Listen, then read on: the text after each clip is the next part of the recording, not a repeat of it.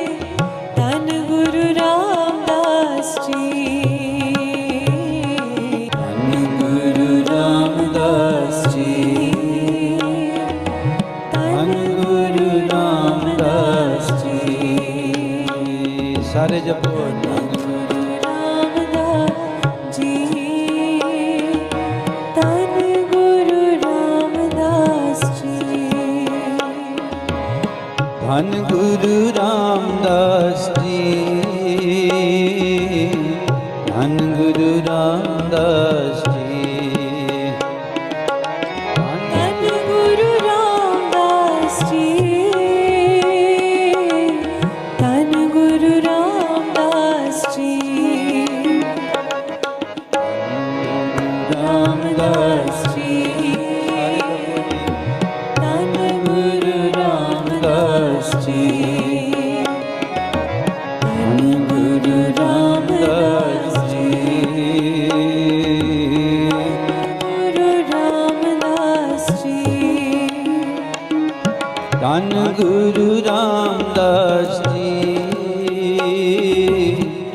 धन गुरु रामदास जी धन गुरु रामदास जी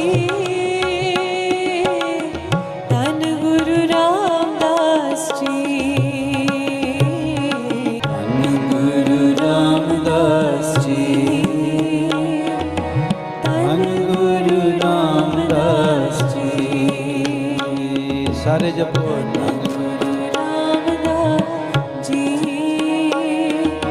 ਧੰਨ ਗੁਰੂ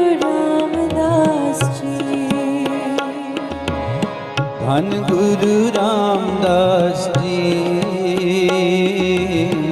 ਧੰਨ ਗੁਰੂ ਰਾਮਦਾਸ ਜੀ ਧੰਨ ਗੁਰੂ ਰਾਮਦਾਸ ਜੀ ਧੰਨ ਗੁਰੂ ਰਾਮਦਾਸ ਜੀ ਰਾਮਦਾਸ ਜੀ ਧੰਨ ਗੁਰੂ ਰਾਮਦਾਸ ਜੀ ਧੰਨ ਗੁਰੂ ਰਾਮਦਾਸ ਜੀ ਗੁਰੂ ਰਾਮਦਾਸ ਜੀ ਧੰਨ ਗੁਰੂ ਰਾਮਦਾਸ ਜੀ ਧੰਨ ਗੁਰੂ ਰਾਮਦਾਸ ਜੀ ਧੰਨ ਗੁਰੂ ਰਾਮਦਾਸ ਜੀ ਧੰਨ ਗੁਰੂ ਰਾਮਦਾਸ ਜੀ ਧੰਨ ਗੁਰੂ ਰਾਮਦਾਸ ਜੀ ਧੰਨ ਗੁਰੂ ਰਾਮਦਾਸ ਜੀ ਸਾਰੇ ਜਪੋ ਧੰਨ ਗੁਰੂ ਰਾਮਦਾਸ ਜੀ ਧੰਨ ਗੁਰੂ ਰਾਮਦਾਸ ਜੀ ਧੰਨ ਗੁਰੂ ਰਾਮਦਾਸ ਜੀ ਧੰਨ ਗੁਰੂ ਰਾਮਦਾਸ ਜੀ ਧੰਨ ਗੁਰੂ ਰਾਮਦਾਸ ਜੀ ਧੰਨ ਗੁਰੂ ਰਾਮਦਾਸ ਜੀ ਰਾਮਦਾਸ ਜੀ ਧੰਨ ਗੁਰੂ ਰਾਮਦਾਸ ਜੀ ਧੰਨ ਗੁਰੂ ਰਾਮਦਾਸ ਜੀ ਗੁਰੂ ਰਾਮਦਾਸ ਜੀ ਧੰਨ ਗੁਰੂ ਰਾਮਦਾਸ ਜੀ ਧੰਨ ਗੁਰੂ ਰਾਮਦਾਸ ਜੀ ਧੰਨ ਗੁਰੂ ਰਾਮਦਾਸ ਜੀ ਧੰਨ ਗੁਰੂ ਰਾਮਦਾਸ ਜੀ ਧੰਨ ਗੁਰੂ ਰਾਮਦਾਸ ਜੀ ਧੰਨ ਗੁਰੂ ਰਾਮਦਾਸ ਜੀ ਸਾਰੇ ਜਪੋ ਧੰਨ ਗੁਰੂ ਰਾਮਦਾਸ ਜੀ ਧੰਨ ਗੁਰੂ ਰਾਮਦਾਸ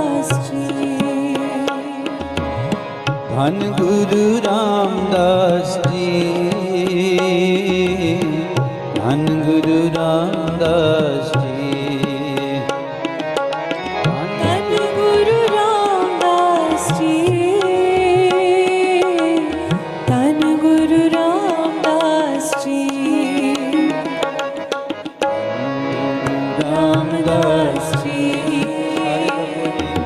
ਧੰਨ ਗੁਰੂ ਰਾਮਦਾਸ ਜੀ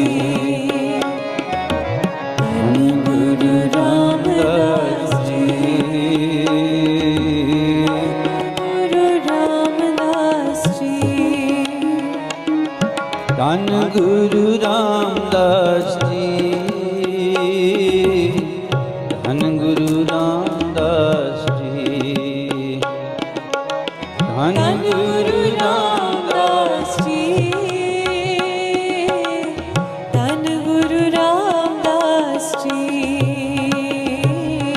ਧੰਨ Guru Ramdas ji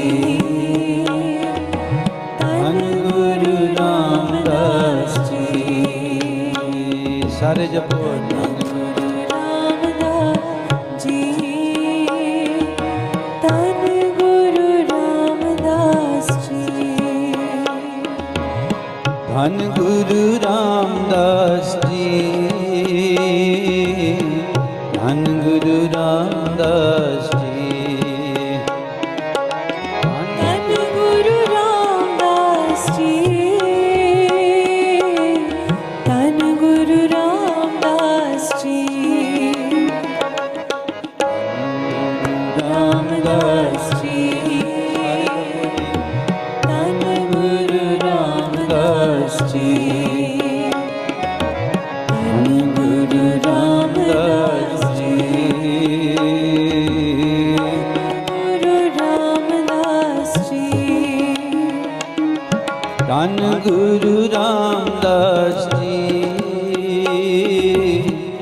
Dhan Guru Ramdas ji, Dhan Guru Ramdas ji, Dhan Guru Ramdas ji, Dhan Guru Ramdas ji, Dhan Guru Ramdas ji. Sare japo Dhan Guru Ramdas ji, Dhan Guru Ramdas ji, Dhan Guru Ramdas ji, Dhan Guru Ramdas ji, Dhan Guru Ramdas ji,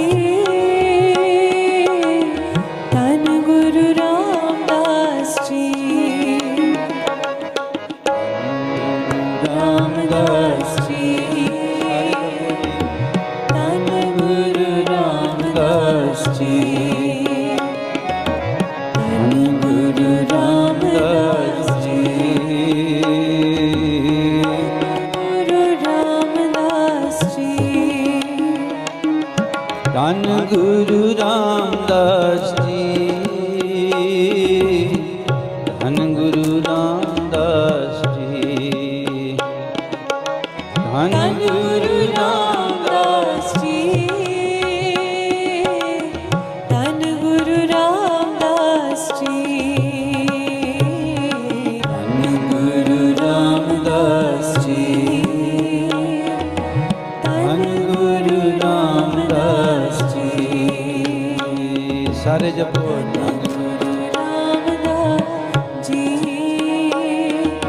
Dhan Guru Ramdas ji, Dhan Guru Ramdas ji, Dhan Guru Ramdas ji, Dhan Guru Ramdas ji, Dhan Guru Ramdas ji,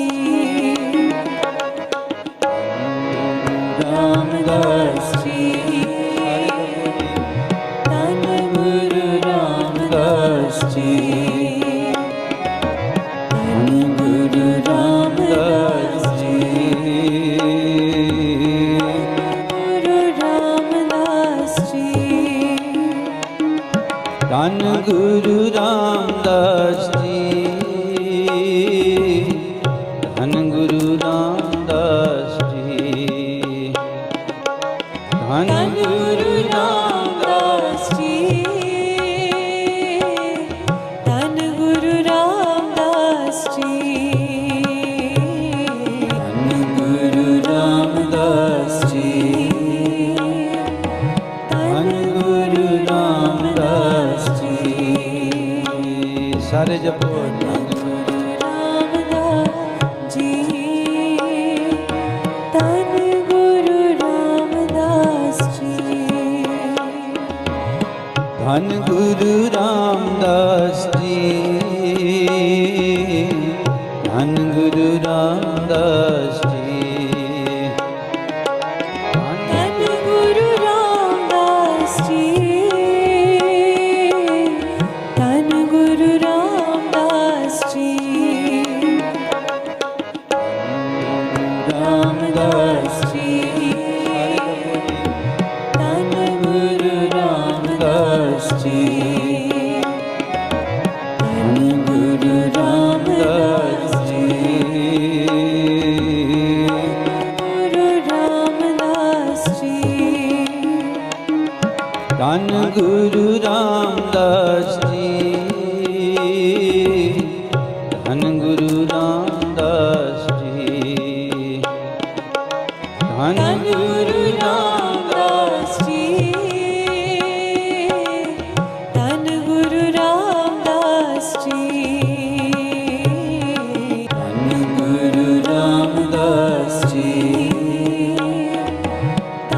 Guru Ramdas ji.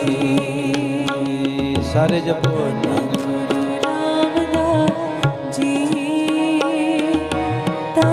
Guru Ramdas ji. Dhan Guru Ramdas ji.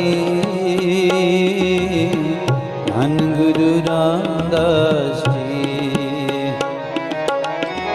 Dhan Guru Ramdas ji.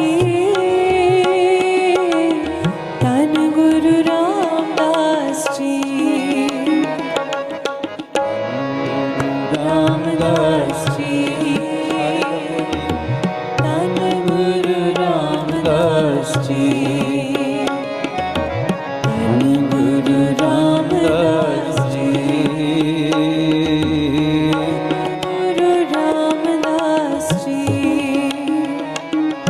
Dhan Guru Ramdas ji. Dhan Guru Ramdas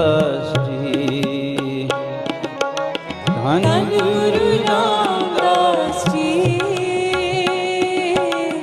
Dhan Guru Ramdas ji. Dhan Guru Ramdas ji. Dhan Guru Ramdas ji. Sare japo Dhan Guru Ramdas ji. Dhan Guru Ramdas ji. Dhan Guru Ramdas ji. Dhan Guru Ramdas ji. Dhan Guru Ramdas ji. Dhan Guru Ramdas ji. Ramdas ji. Dhan Guru Ramdas ji. Dhan Guru Ramdas ji. Guru Ramdas ji. Dhan Guru Ramdas ji. Dhan Guru Ramdas ji. Dhan Guru Ramdas ji. Dhan Guru Ramdas ji. Dhan Guru Ramdas ji. Dhan Guru Ramdas ji. Sare japo Dhan Guru Ramdas ji. Dhan Guru Ramdas ji. Dhan Guru Ramdas ji. Dhan Guru Ramdas ji. Dhan Guru Ramdas ji. Dhan Guru Ramdas ji. Ramdas ji. Dhan Guru Ramdas ji. Dhan Guru Ramdas ji. Guru Ramdas ji. Dhan Guru Ramdas ji. Dhan Guru Ramdas ji. Dhan Guru Ramdas ji. Dhan Guru Ramdas ji. Dhan Guru Ramdas ji. Dhan Guru Ramdas ji. Sare japo Dhan Guru Ramdas ji. Dhan Guru Ramdas ji. Dhan Guru Ramdas ji. Dhan Guru Ramdas ji. Dhan Guru Ramdas ji. Dhan Guru Ramdas ji.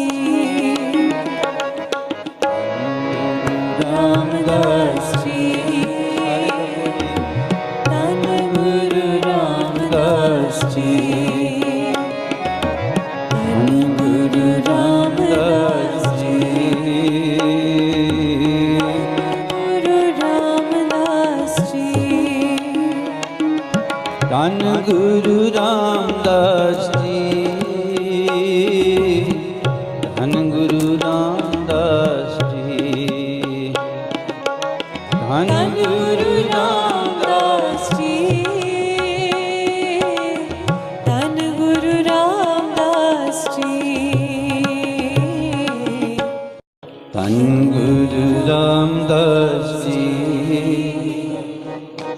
धन गुरु रामदास जी धन गुरु रामदास जी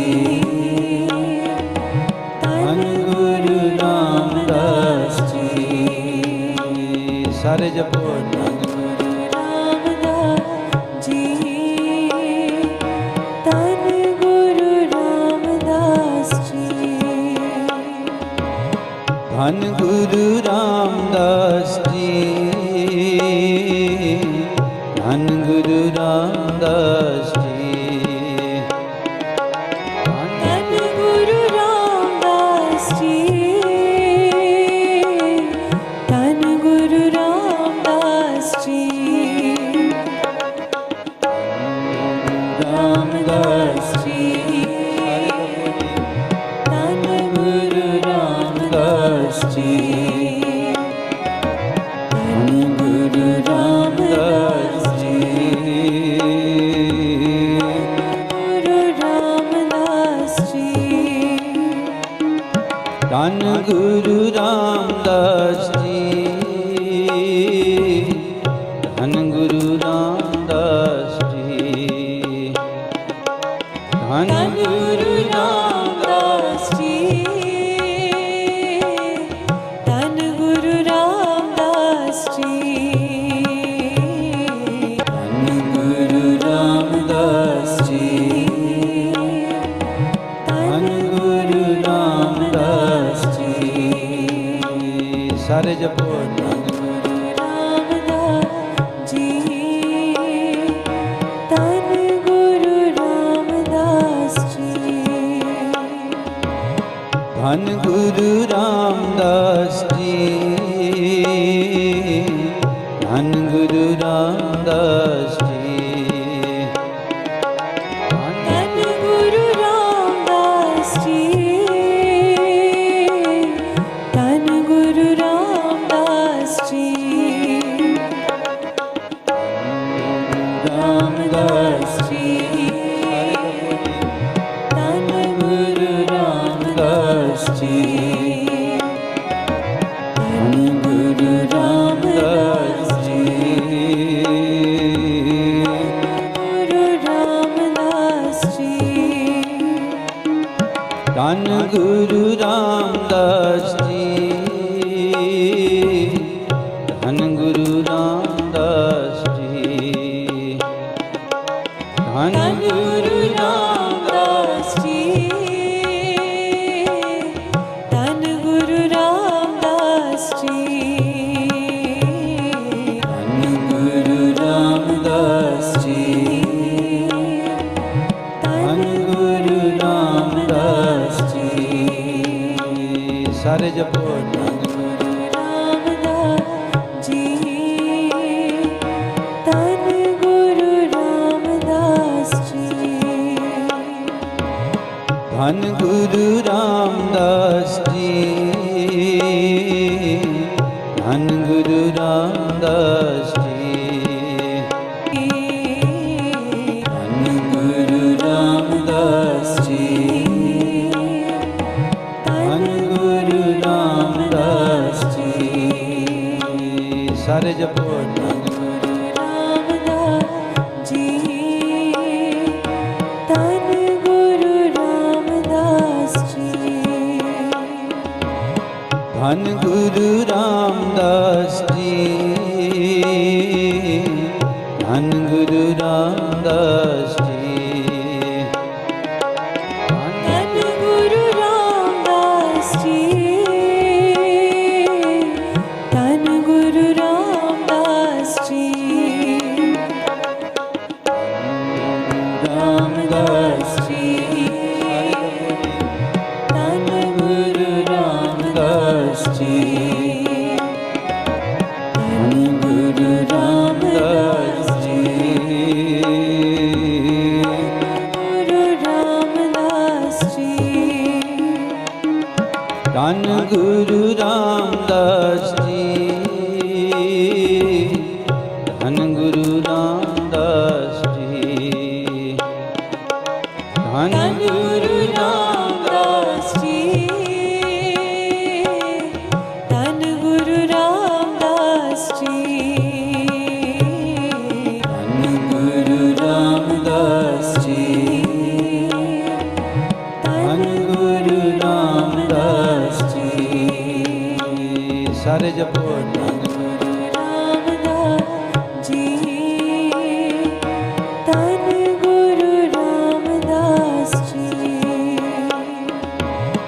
धन गुरु रामदास जी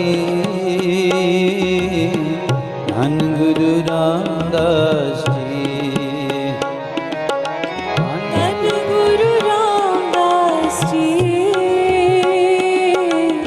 धन गुरु रामदास जी रामदास जी धन गुरु रामदास जी धन गुरु रामदास जी गुरु रामदास जी धन गुरु रामदास जी धन गुरु रामदास जी धन गुरु रामदास जी धन गुरु रामदास जी धन गुरु रामदास जी धन गुरु रामदास जी सारे जपो धन गुरु रामदास जी धन गुरु रामदास जी धन गुरु रामदास जी धन गुरु रामदास जी धन गुरु रामदास जी धन गुरु रामदास जी रामदास जी धन गुरु रामदास जी धन गुरु रामदास जी गुरु रामदास जी धन गुरु रामदास जी धन गुरु रामदास जी धन गुरु रामदास जी धन गुरु रामदास जी धन गुरु रामदास जी धन गुरु रामदास जी सारे जपो धन गुरु रामदास जी धन गुरु रामदास जी धन गुरु रामदास जी धन गुरु रामदास जी धन गुरु रामदास जी धन गुरु रामदास जी रामदास जी धन गुरु रामदास जी धन गुरु रामदास जी गुरु रामदास जी धन गुरु रामदास जी धन गुरु रामदास जी धन गुरु रामदास जी धन गुरु रामदास जी धन गुरु रामदास जी धन गुरु रामदास जी सारे जपो धन गुरु रामदास जी धन गुरु रामदास जी धन गुरु रामदास जी धन गुरु रामदास जी धन गुरु रामदास जी धन गुरु रामदास जी रामदास जी धन गुरु रामदास जी धन गुरु रामदास जी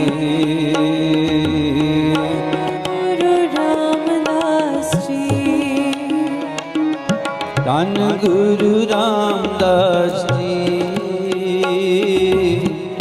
धन गुरु रामदास जी धन गुरु रामदास जी धन गुरु रामदास जी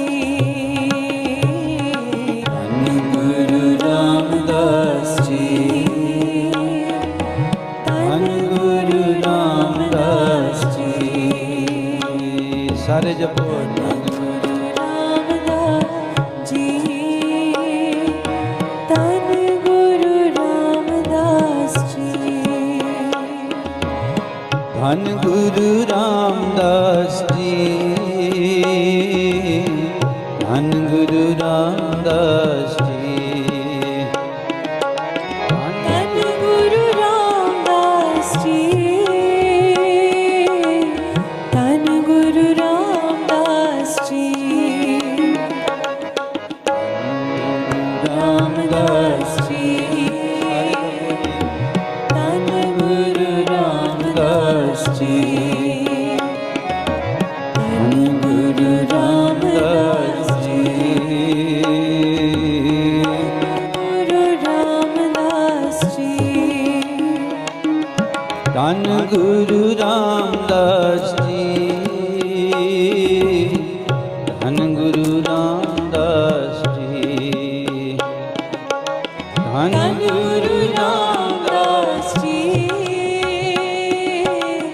धन गुरु रामदास जी धन गुरु रामदास जी धन गुरु रामदास जी सारे जपो धन गुरु रामदास जी धन गुरु रामदास जी धन गुरु रामदास जी धन गुरु रामदास जी धन गुरु रामदास जी धन गुरु रामदास जी रामदास जी धन गुरु रामदास जी धन गुरु रामदास जी गुरु रामदास जी धन गुरु रामदास जी धन गुरु रामदास जी धन गुरु रामदास जी धन गुरु रामदास जी धन गुरु रामदास जी धन गुरु रामदास जी सारे जपो धन गुरु रामदास जी धन गुरु रामदास जी धन गुरु रामदास जी धन गुरु रामदास जी धन गुरु रामदास जी धन गुरु रामदास जी रामदास जी धन गुरु रामदास जी धन गुरु रामदास जी गुरु रामदास जी धन गुरु रामदास जी